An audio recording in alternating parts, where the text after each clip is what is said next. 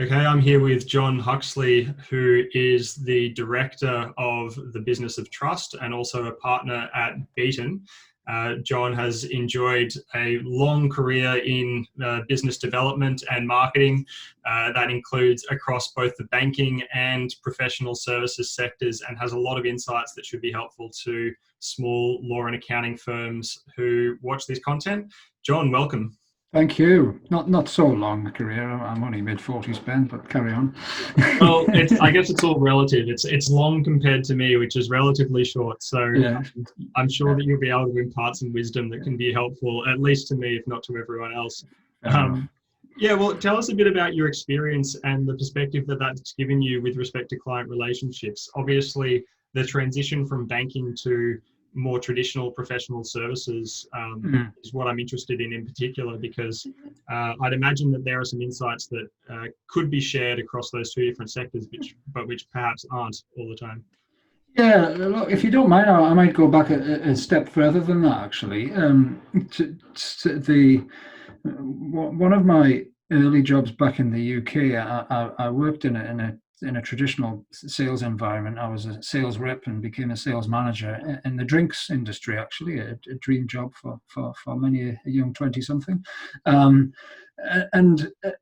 Some lessons I took from that environment have stayed with me right through to the present day, really. And specifically, the importance of trust and the importance of doing what you say you will do. I remember being forcibly ejected from a client, a working men's club in Sunderland, in the north of England, because I'd missed an appointment. And the guy said, "You can come back here when you keep your promises." And it stuck with me so much that it was just such a valuable lesson that actually, if you say something, you better just follow through on it, and always look for an opportunity to make a promise, because then you've got an opportunity to build credibility and trust when you keep that promise. And of course, the reverse applies if you don't. So when I arrived in New Zealand, I sort of brought a number of those insights and learnings with me that stayed forefront of mind. And to your question about banking, I joined banking just pre-GFC. So I became a relationship manager in ANZ Bank just as the world went belly up. A very different version to the belly up we're seeing today, but similar in many ways. And what I learned very quickly, even though I didn't know an enormous amount about banking, was that customers relied on me just to do what I say I would do, to follow through on my promises. If I didn't know the answer to a question, I would find somebody who did, because they were relying on me. I was their banker, and they were going through problems. And if they came to me with a problem, then they expected me to come back to them in a timely way.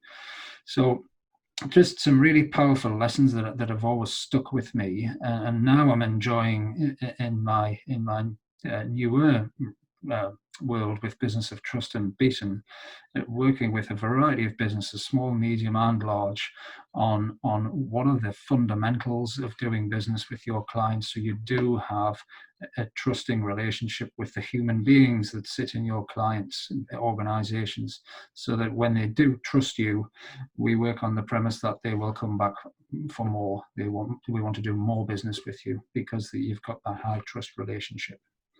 Yeah, that's really interesting, and particularly coming from an industry, you were mentioning the drinks industry, which is obviously a far cry from professional services. Professional services is obviously going towards commoditization for some of sort of the lower rung of work. But I think what you've said there is that, in the trade of drinks, at the end of the day, that is a commodity, but there's still the requirement for those interpersonal relationships, keeping your promises and having a human-to-human connection. Absolutely, it is critical, and one of the beautiful things about the roles I have now is the Beaton research that we do tells us all the important things year on year. It's important to be reliable. It's important to be responsive. It's important to be easy to do business with. So we've got research that tells us that. But also we've got common sense that tells us that, because as consumers, when you invite a plumber or a builder or an electrician to your home, you do so because you have trust that he will or she will be reliable, responsive, easy to will make a promise, i.e. a quote, and keep to that promise, so you don't end up spending $10,000 more than you thought. So all those simple things that we take as either take as read as consumers or take as frustrations when it doesn't work for us as consumers apply equally in a professional services environment. Yeah, absolutely. And in the work that you do, notwithstanding everything that you just said, do you come across people who, because they work in such a specialized, narrow sort of mindset of technical expertise, maybe are a bit lax on those sorts of things and think that their expertise can kind of be sufficient to overcome those fundamental things about communication and reliability? Look, yeah, I do. I think both at an individual level and an organizational level, and this is, there's a good reason for this. I think that this comes back to a bit of the conditioning that goes on in the education process, that when a lawyer or an accountant or an engineer or an architect or whomever is going into professional services environment, in my view, through their education process, there's very scant regard paid to the business of communication, to the business of building relationships, to the business of developing business, of managing a client relationship, managing a portfolio of business. Very scant regard is paid for that. So I wonder whether the conditioning process that happens in education is too much. The unintended consequence is what will differentiate you as a lawyer or an accountant or whatever is what you do. Your technical, your professional, your credibility, the stuff between your ears. But actually it won't.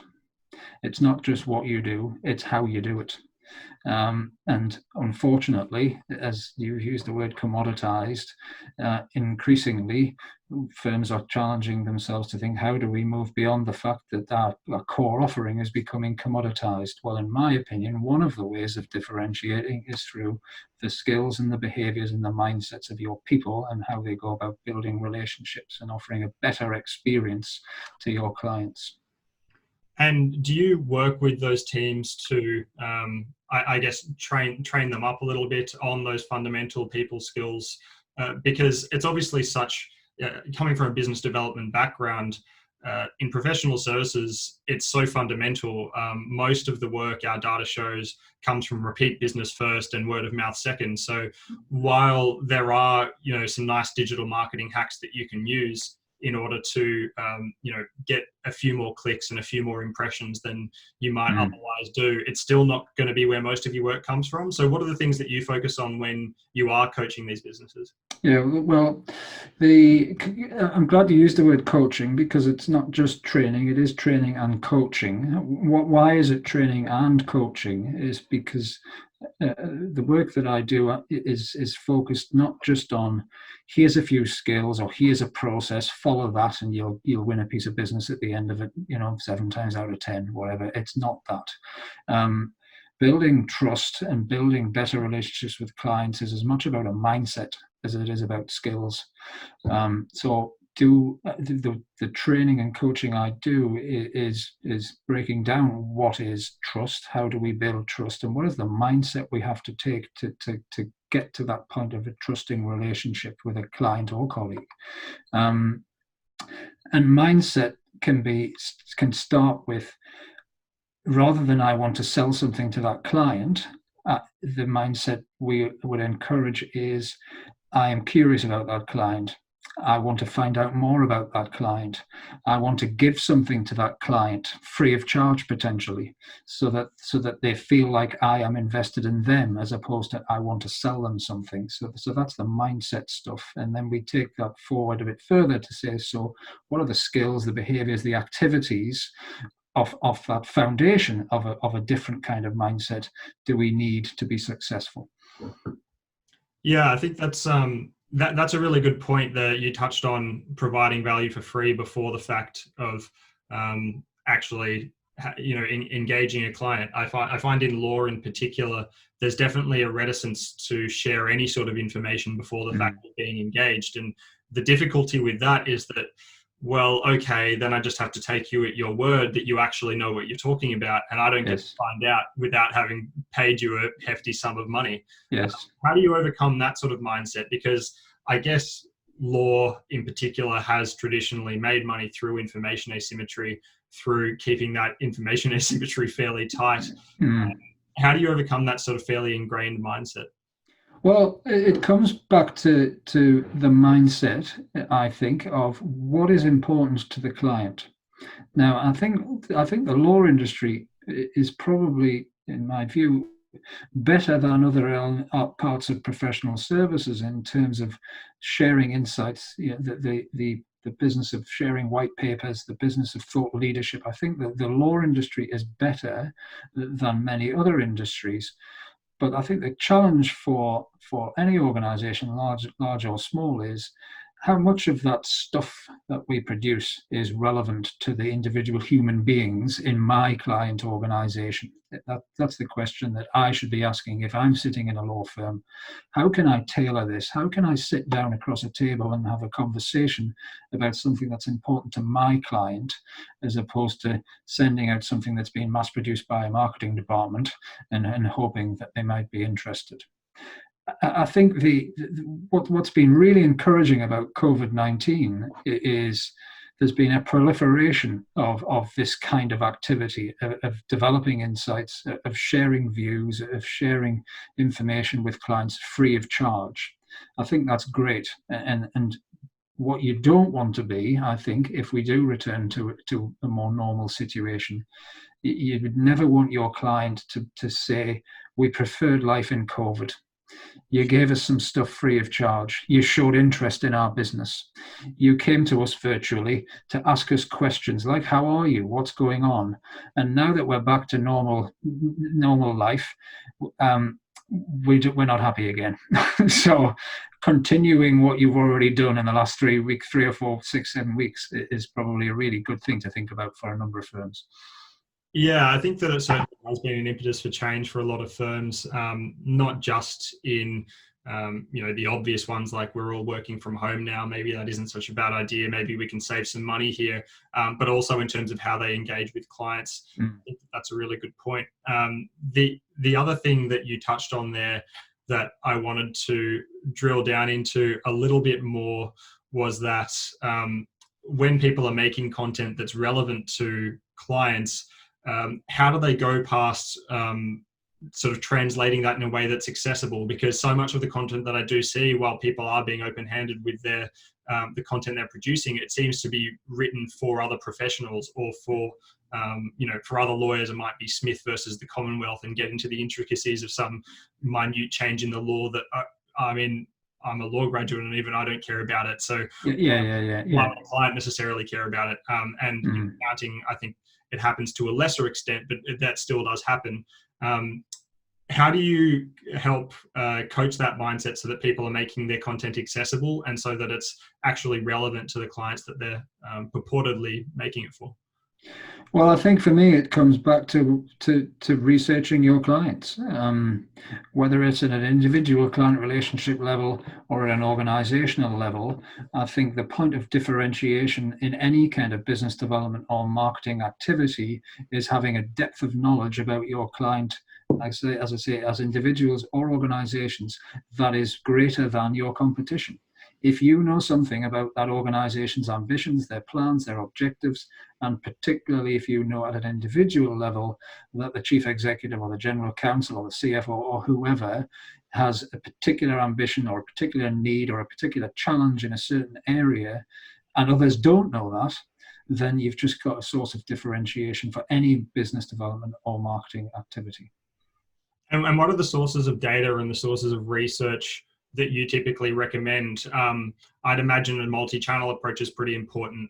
It is important to systematize it and have, say surveys going out at the end of Matter, but it's also important to have conversations in addition to that, because you're not going to be able to capture all of that information, all of that data just through one source. So what are the sources that you recommend?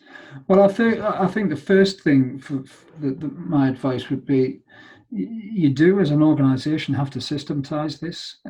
It's not okay just to expect the proactive few to keep a bit of a log in their head, or post-it notes, or Excel spreadsheets on client insights. I think you do need some kind of system, whether it's a whiz-bang CRM system or a series of SharePoint areas. I don't mind, but you do need a system that enables you to have the rigor to really bring client insight into your business, to understand what's going on with your clients. And where you find that information, of course, is very different client by client or industry by industry. But often I'm struck by how few clients would spend the time to read beyond the first page of a client website. So read the annual reports that they share. Read why they're in the news, when they're in the news, if they are. Are you following your individual client relationships through social media to see what are they liking, what are they posting, what are they into in their spare time potentially? Are you part of the relevant industry associations, which will provide you with a whole plethora of relevant information as to what's going on? Or do you take the mindset that I'm a legal practitioner, I deal with the relevant part of that organization, and that's what I do? Because that's a very limited view of your world, if that's the case. Yeah, that's really interesting. There are a couple of areas that touches on that I really like to talk about. One of them is, do you think that it's really helpful to have a demonstrated sector specialization so that you can actually demonstrate an understanding of the client's business per se, beyond the remit of just your niche area of expertise? If you mean a demonstrable sector specialism, then yes. I do see examples in larger organizations of the creation of job titles that allude to sector specialism, but can you actually back it up with real insight, with real thought leadership, demonstrable track record that says actually you are an expert in the sector as opposed to an expert in the legal elements of that sector, or we're still not an expert even in that regard. So I think sector expertise suggests that you can have a robust conversation with a chief executive who is part of that sector on a range of topics, on a range of issues, as opposed to maybe a narrow professional area of just legal. And to that end, have you seen a move towards more interdisciplinary teams? Say perhaps if you're a firm that, say, specializes in advising franchisees, actually getting some of that expertise in-house, people who have been there and done it with franchises. Are you seeing that happening in the industry yet, or do you see that happening in the future? I see probably bits of that. I see that happening probably more in accounting. The big four, I think, have been very proactive in either through organically hiring or acquiring relevant bolt-on expertise that's consistent with them offering a much broader view to the market, a much broader set of capabilities, a much broader brand. Change was forced on the big four in many ways. However many years it was ago now, a decade plus, to say no longer can you be an accountant and an advisor. You have to, change was forced on them to rebrand their businesses. The business of commoditization, as we talked about earlier, was a topic that was hitting leadership tables 15 years ago in the big four. So I think, yes, there is more of that to come, and I think if certainly in the legal sector, that's maybe worth looking at how the accounting sector have evolved their businesses with acquiring different types of skills and expertise. Yeah, that's a really interesting point, and I guess the difficulty for maybe smaller firms out there as well. KPMG, PwC is one thing, who do have a huge for the purse strings to be able to actually bring in that industry sector expertise. It also relates to another thing which I wanted to touch on, which is all of the things you're talking about, following clients' social media profiles, going beyond just page one of their website. I guess firms listening to this, if they're sort of in that small to medium category, they might think, well, that's all very well. It would be great to bring in-house all of this industry expertise. It would be great to have the time to go and do all of this research into clients, but I don't actually have the capacity. What do you advise as kind of the key things that you can focus on so that you are, I guess, focusing on the really essential bits and still getting some of that benefit without getting into minutiae and potentially time? I think it's taking a strategic view. And what I mean by that is, regardless of the size of your business, is it clear to you as a leadership group and probably to the business in its entirety of where you want to be in 3 years' time? What does your business look like in 2023? What does it look like in terms of clients? What does it look like in terms of revenue, in terms of profit, in terms of employees? All of those things. With that clarity in mind, if, let's say for argument's sake, we 100% of our business today is from 23 clients. In 3 years' time, we would like that to be 43 clients. Well, what are the things that we have to do to turn 23 into 43? What types of clients do we want to acquire into this business? How are we going to manage the existing client relationships to grow them more? And how are we going to acquire new ones to achieve our 3-year ambition? This is a long answer to your question, but if there's clarity of how we're going to get from that 23 to 43, and there's clarity of therefore what steps do we need to take to get there, what are the hires that we need to make, the capabilities we need to bring into our business, the skills that we are currently lacking, the expertise that we are currently lacking. Do we need an extra marketing person? Do we need an extra salesperson? Whatever it may be to get us to that 3-year vision, then that's the advice I would give. Start with a 3-year vision rather than just saying, well, we've got too much work on the go at the moment. We just haven't got time to do what you're describing. Well, that may be fine, but it's as we've seen in COVID-19, the work can sometimes dry up. So I think having that 3-year vision is a critical part of making it. What are the investment decisions that we need to take to get to that 3-year vision? And when you are advising firms here, how do you strike that balance between creating a 3-year vision and sticking to a plan? Because you need to obviously give something a bit of work to make sure that you can get a return on it, but then also, not banging your head up against the wall if something just isn't working. How do you strike that balance? Well, I think this comes back to the role of leadership. In my opinion, that I've seen examples of strategic plans that are created in an annex, so to speak. We'll create the client plan. We'll give that to some business development person who create a growth for our client portfolio, a growth plan for our client portfolio. But the rest of the leadership group don't buy into that. So I think any 3-year vision requires the complete buy-in of the leadership of that business, and that a 3-year vision is then broken down into, well, what are we going to do this month, next month, and the month after? The term I often use is you eat an elephant one mouthful at a time. So what are the mouthfuls that we need to consume week to week, month to month to get us to that 3-year vision, and making sure that it remains an ingrained part of our leadership discussions on a month to month, quarter to quarter basis to say, how are we tracking against this 3-year vision, and being nimble enough and agile enough to your point to change that plan. If something's not working, we have to invest X over here and reduce over there, then that real life month to month conversation should enable that. And I think there's just a final thing I'd like to touch on as well, because it really just does tie into the whole theme of this conversation, which is that it's about mindset as much as it is about any particular hacks or skills.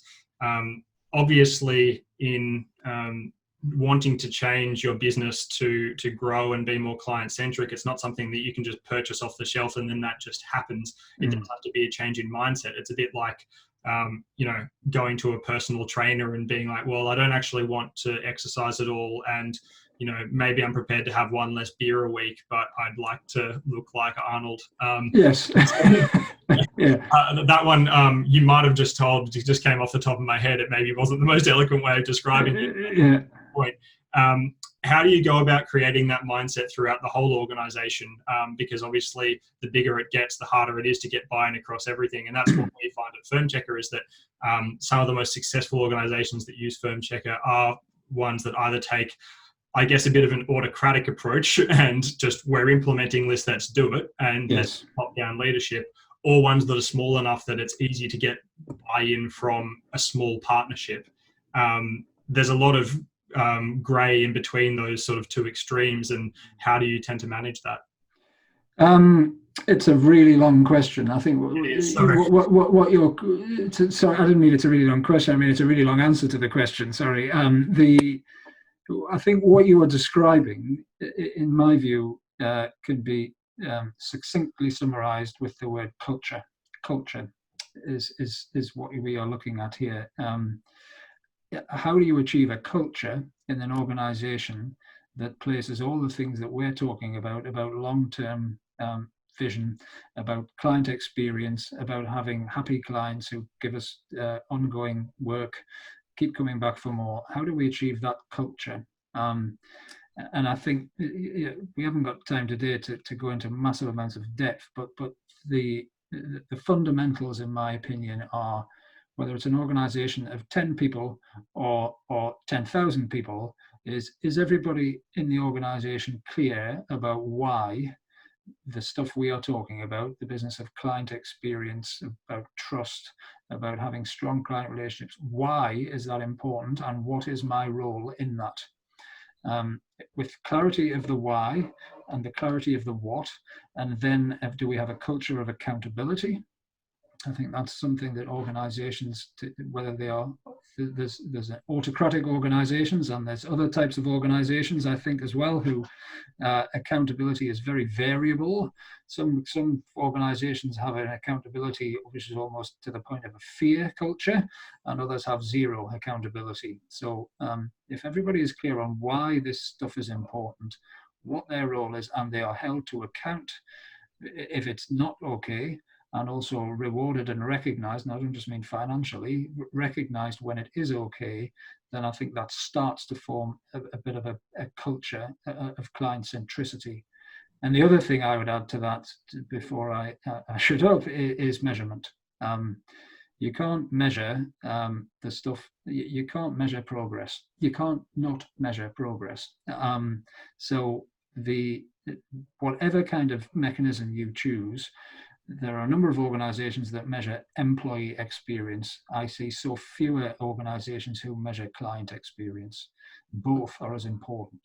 So if you are measuring how happy your staff are, why are you not measuring how happy your clients are? Both of those metrics should be the oxygen of your leadership. If your leadership group is not reviewing on a very frequent basis, do we have happy staff and do we have happy clients, then they ought to start. That's a great insight, John, and I think it's probably a good place to leave it. I really appreciate you taking the time to have a chat with me from across the Tasman. And yeah, look forward to talking to you again soon, John. Cheers. Thank you very much, Ben. Thanks.